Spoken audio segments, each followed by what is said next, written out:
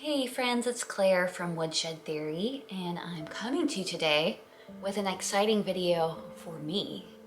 And that is where I show you everything that I have crocheted so far. I always have wanted to learn to crochet, and I recently was inspired / encouraged by some friends to give it a shot, mostly because we're in the middle of quarantine and I have nothing else going on, and it is a good time to learn a new hobby. But prior to this crochet bug that I've caught, I did have a background in knitting. I've been knitting since I was a preteen.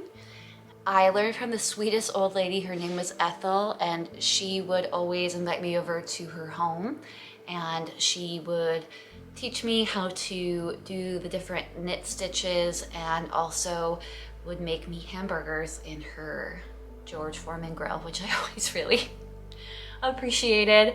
I am internally 85, 86 years old, so anytime I can hang out with an old lady is a good time for me. So today what I thought I would do is just run through with you everything that I have crocheted so far. It's been about 2 to 3 months since I started learning. I would highly recommend learning to crochet for several reasons. Number one, it's only hard until you learn to do it. And there are plenty of resources online, mostly on YouTube, where you can learn to crochet for free. Two, it's very therapeutic. I have noticed that my anxiety is a lot less when I'm crocheting, and I really enjoy doing it while I'm watching TV or listening to a book tape. I feel I should pause and explain here that a book tape is an audiobook for all you Gen Zers out there. Back to the show. Or listening to music, I feel it's very calming and the repetitive motion is very relaxing. Another reason is that you don't need to make a huge project. You can make any size project that you want. So if you want to do a project in an hour, or if you want to spend a few months on a project, you can. As a person with a short attention span, I tend to forget what I'm working on or lose interest in what I'm working on. So kind of picking the size of my projects has been nice to keep things generally exciting. Another thing that I have been loving about crochet is how creative it is. You can really make anything you can think of, pretty much, a few exceptions, with crochet stitches. Also, you don't need to spend a lot of money on crocheting, which I think is really fun. I've noticed that with other hobbies, the getting started cost is kind of high, and with crochet, it's relatively inexpensive to get a crochet hook, and it is relatively inexpensive to buy certain yarns. So it's really accessible to anybody, which I think is important. When I first started to dabble in crochet,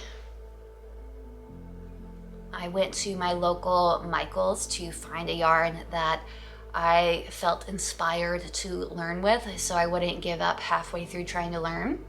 So the first yarn that I got was a Caron cake called Lovely Layers Swirl Cakes, and it is this is all I have left.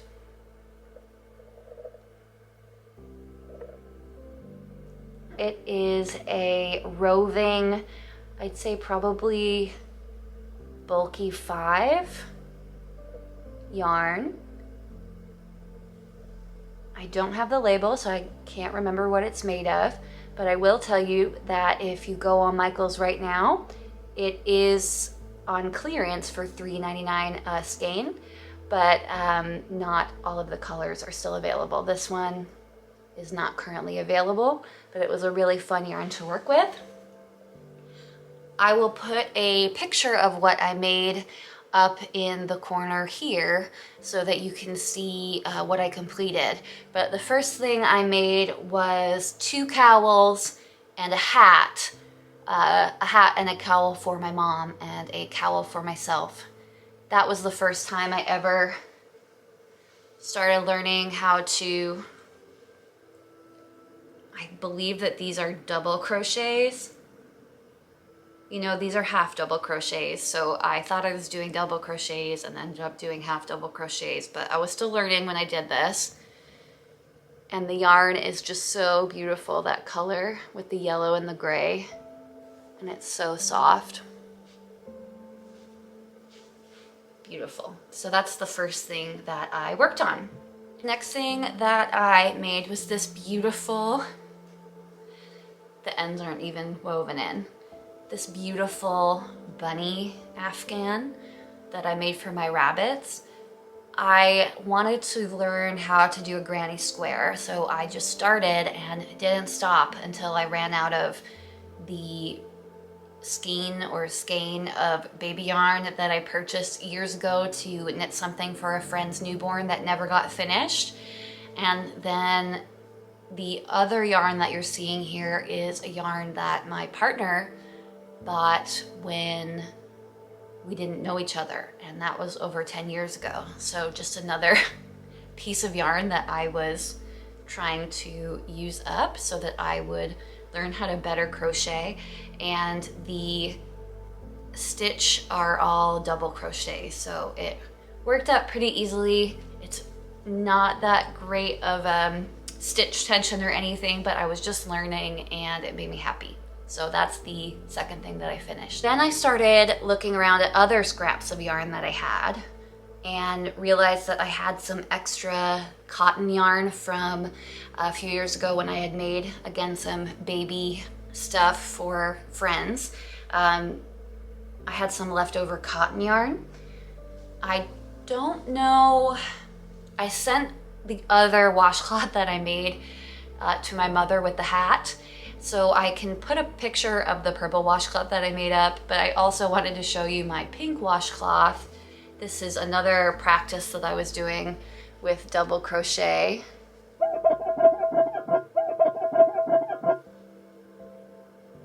Come on, buddy. There we go. And this has been washed several times. I've used it to clean floors, to wipe down walls, so definitely a good thing to make if you want to practice and also have some cleaning rags around your house. After I finished my cleaning rag stage, I really wanted to make something to wear. Even as a knitter, I rarely have made anything that I can wear. A hat here, a hat there, headband, but never made any kind of shirts or clothing. So I decided to get into making little crop tops. Now, I'm not exactly sure why I made this, maybe for the summer when I'm out on my patio by myself. I don't really do the festival thing anymore, but I decided to make a little crop top in pink and white. Now, this is the Sophia crop top by Carrie, and I will put a link down below to the free YouTube video where you can learn to make one yourself. So thanks, Carrie. But this is out of Sugar and Cream, the Lily Sugar and Cream cotton yarn. And it just came out so pretty, so effective. And that's why I made several more in this ecru color, which I believe I got off of Amazon, so I will link it down below. I have two other ones here because my friends were so impressed with it, they wanted one themselves. So those are going to go out into the world eventually. Now, the next thing that I started working on was a baby blanket that has not been completed. This is called the Crystal Waves Baby Blanket by Crochet for Baby. It's a really easy 2-row repeat. but the reason that it's not finished yet is I bought yarn to finish it and it ended up not being the same yarn that I had originally bought. I had originally bought this yarn to do some knitting, and when I went to finish it, bought the wrong kind. So here we are, still not finished, but I wanted to show you because I thought it was really effective and really beautiful. I believe this yarn is actually a burnout baby yarn, but I could be wrong. I didn't save the label, so here we are. Next project was one that I'm almost finished with, but still haven't finished it up. I had bought that baby yarn to finish my first blanket, but it was the wrong yarn. So I started making a waffle blanket. Beautiful. And that's also a really easy 2-row repeat of double crochets. I haven't finished this baby blanket yet, but I thought that the pattern was so effective. After I had started the waffle blanket, I was getting more comfortable with crochet, and I really wanted to try something crazy. I had in my mind that I was gonna make, you know, when you see all of these crocheters on YouTube and they're making like stuff that's blowing your mind. I wanted to make something like that too. So I decided to make a floral baby blanket for a friend who's having her first girl. It is so beautiful. I know I already have a video out of this blanket. This is the rose blanket. The pattern is by Marinella.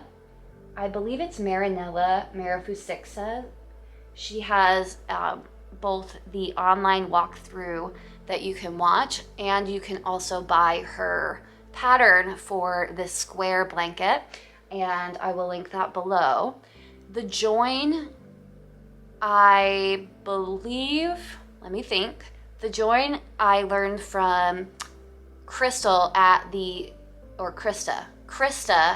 Secret Yarnery has a great video of how to do this join. It's called the flat braid join.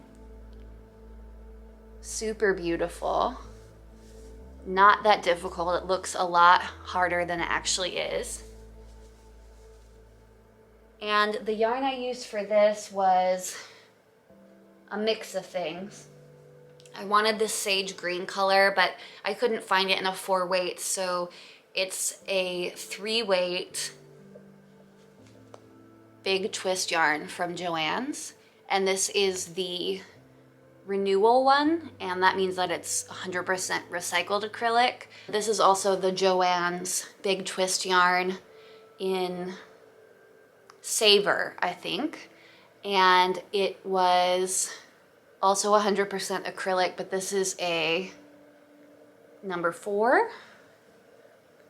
And then this is the big twist Joann's yarn, I believe in soft. That's the only white they had in the store at the time, so that's what we ended up purchasing, we as in I. And that is also in a 4-weight. The last thing that I have finished crocheting is my favorite thing so far.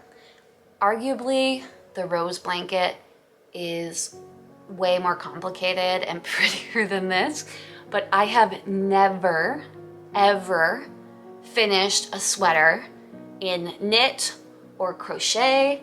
I have purchased yarn to knit an entire sweater. That never happened, and the yarn went to other projects. So this was a big deal for me.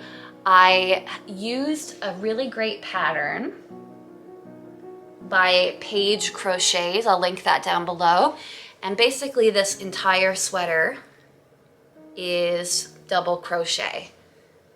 So is it the most beautiful sweater I've ever seen? No. Is it something that I would normally wear out in public? No. Is it ever leaving my side because I created it? also know this is my new sweater and I've never been prouder of anything in my whole life. The original pattern for this sweater, there is not this row of flowers, which I think is my personal favorite part. That stitch is called the Flower Stitch by Debi Dearest, and I will also link the pattern for that stitch down below. If I had to name this sweater, I would probably name it the 90s mom sweater. That dusty pink color is something that's very familiar to me from the 90s. That is everything that I have crocheted so far. I'm so excited that I was able to share it with you. And if you have any questions or comments, or leave a comment and tell me what you've been crocheting recently and how long you've been crocheting, that would be fun. And I will talk to you next time. Bye!